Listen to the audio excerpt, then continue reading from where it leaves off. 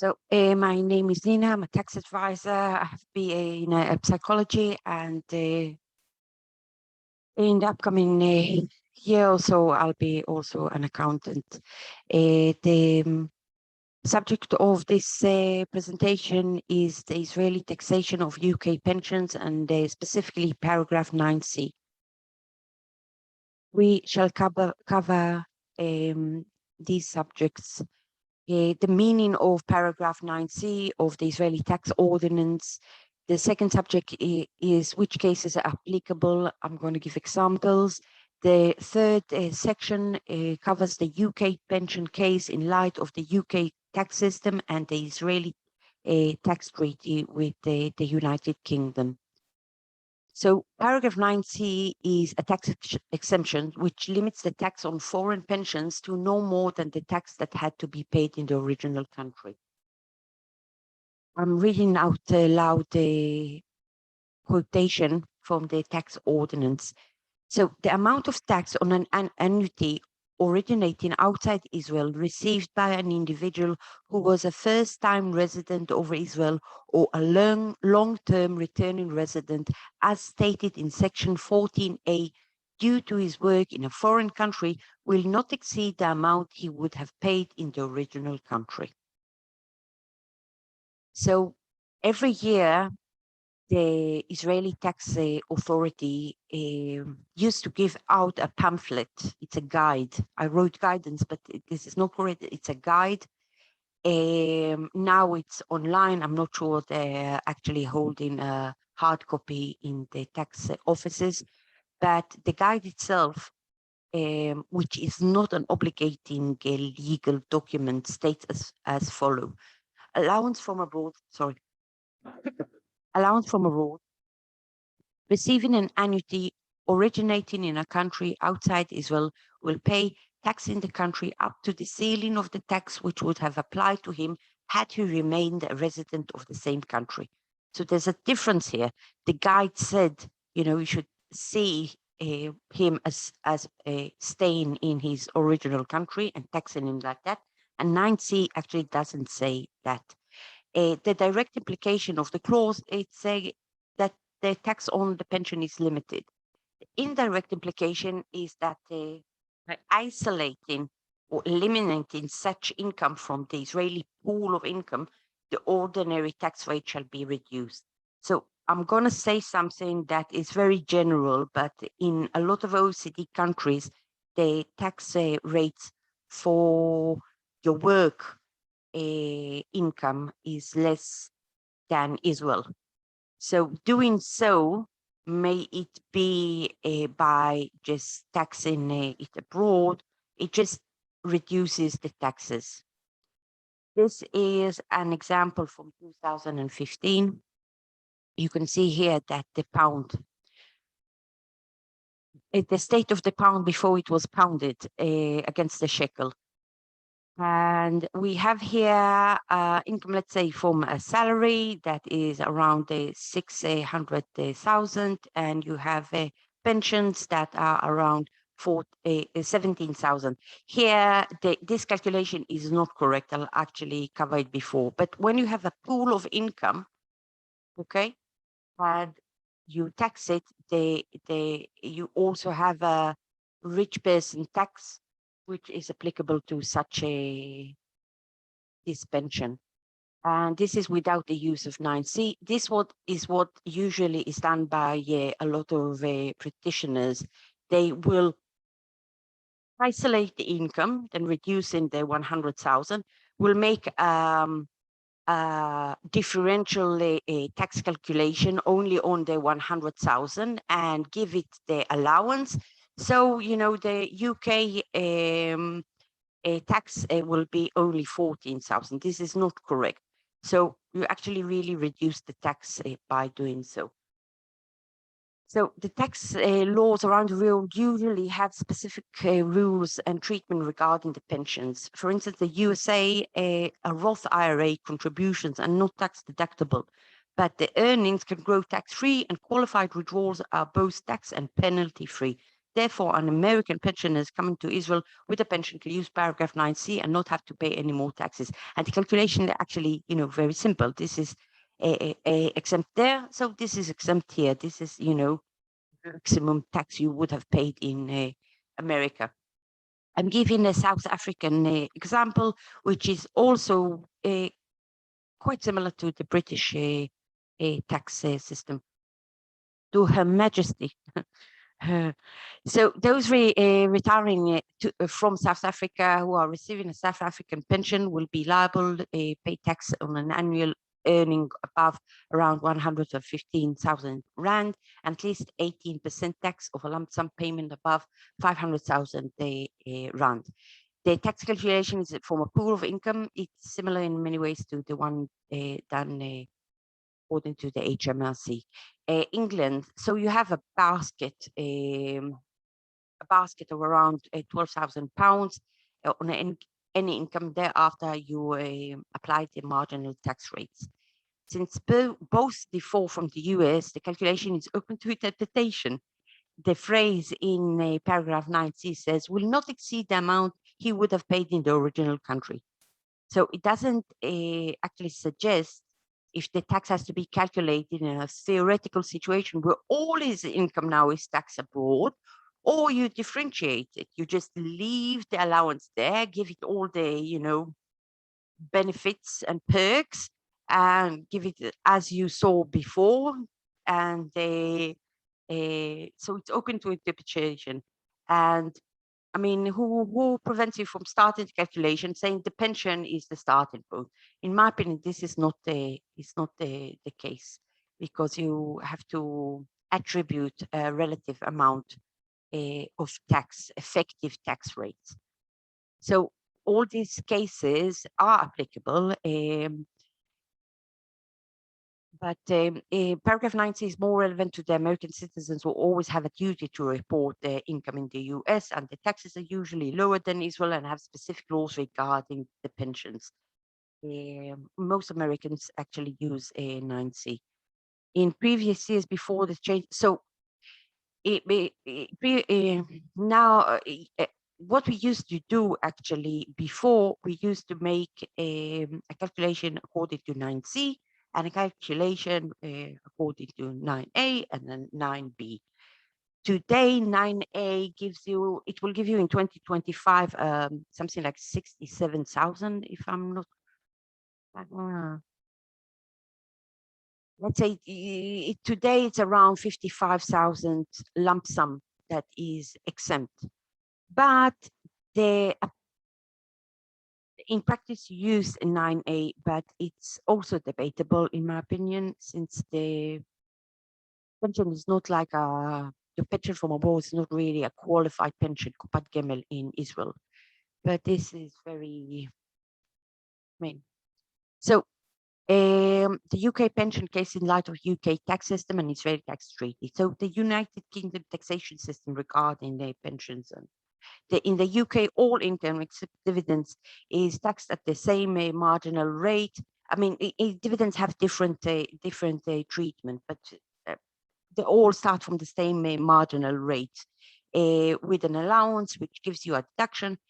Pension contributions have tax benefits when they are made, but on distribution, there is no different tax calculation. And now I'm going to cover the UK and Israel tax treaty in the past and present. Article XI says pensions and other similar remunerations paid to an individual who is a resident of one of the territories shall be taxable only in that territory. So changes actually were made in 2020 going forward to the tax treaty.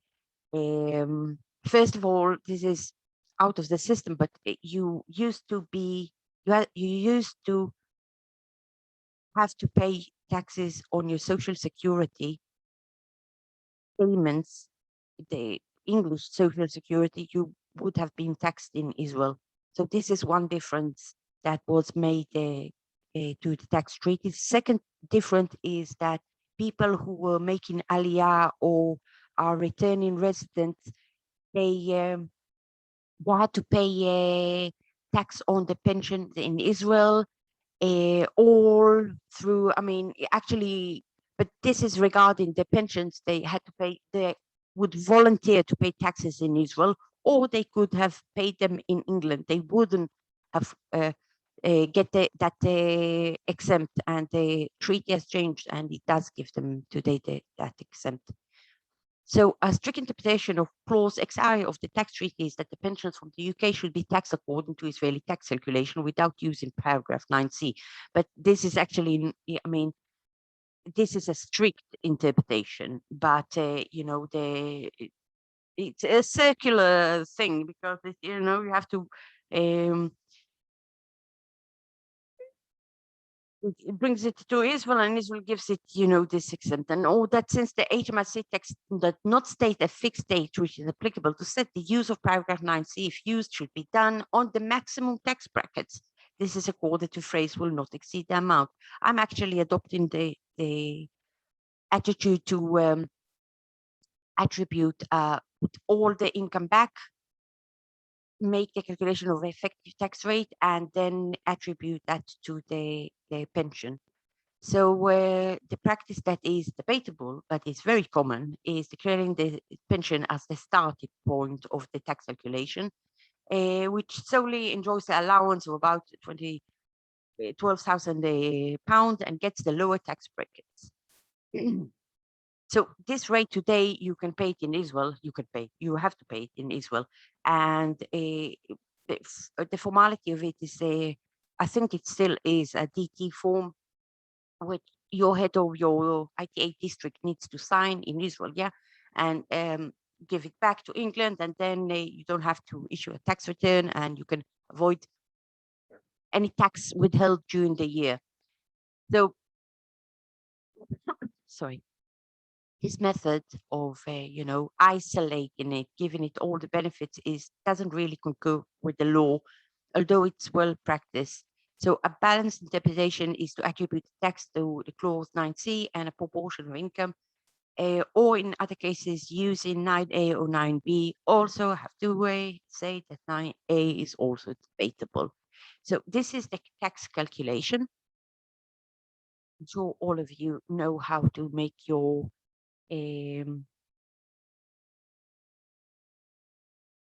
go into HMRC, put all your income, let's say it's around 700,000 pounds. So it's less, but let's say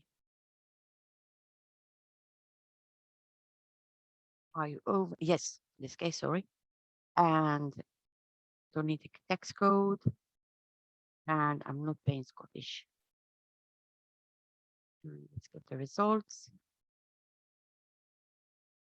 So you can see the calculation, very simple. Get the tax-free allowance, and the rest is on your marginal tax rate. So you can take these, let's go to the Excel. You can take this, find the effective tax rate, and attribute it. Okay, so you take your total pensions and multiply by the effective tax rate for all your income. And this is actually the wrong calculation. You take only your pensions, okay? Total pension 17. Take only your pensions, give it the allowance, make the taxable income 5,000, and use the lower tax rate. It's ridiculous, but that's the main. So 9A, this is a bit debatable, but you get a lump sum of exempt. It's today around 53,000. Later on, it will grow. So you have your taxable income. You took. I see that I made it only in shekels. Anyway, so you reduce your pension, the exempt, and you multiply it by your tax rate in Israel, which this is the lower calculation. And 9b is a different paragraph in the law. It gives you a 35% exempt with no limit, actually. I mean, a person can have pension of 100 million, and you will get a 35% off. So you give 35% exempt, which translated to this amount. Sorry, this is not the taxable income, that's the reduction, but this is the calculation. So I showed you 3 ways, and I talked about the interpretation of paragraph 9C and why it's more applicable in the US for US citizens rather than British citizens. And if you are using it, you should, make the full calculation, all your income as if you're a resident of England. Thereafter, attribute the effective tax rate to that allowance, and there you can pay it in Israel. I actually can show you the form. Let's just see here. Just show you the form. Okay. I won't show you the form because there are people's names on it. I'll show you through the internet which form it is. Just a moment.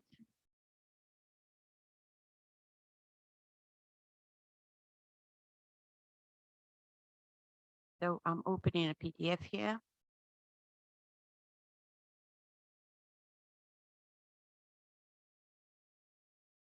So here's the form. This is 9C. You can, I'll just go upwards, make it larger. The first column states your total income and how much tax did you pay abroad. If you didn't pay the tax abroad, didn't sign this double taxation, you will pay the tax you paid abroad. Or if you have not paid it and you have DT form, you put the income and you put how much tax is applicable here, and you pay it in Israel. And it doesn't actually appear in your tax calculation. It doesn't increase your tax rates. It's actually very important. It's a indirect way of lowering your tax. So this is the end, and thanks for listening. You are invited to press like and follow us.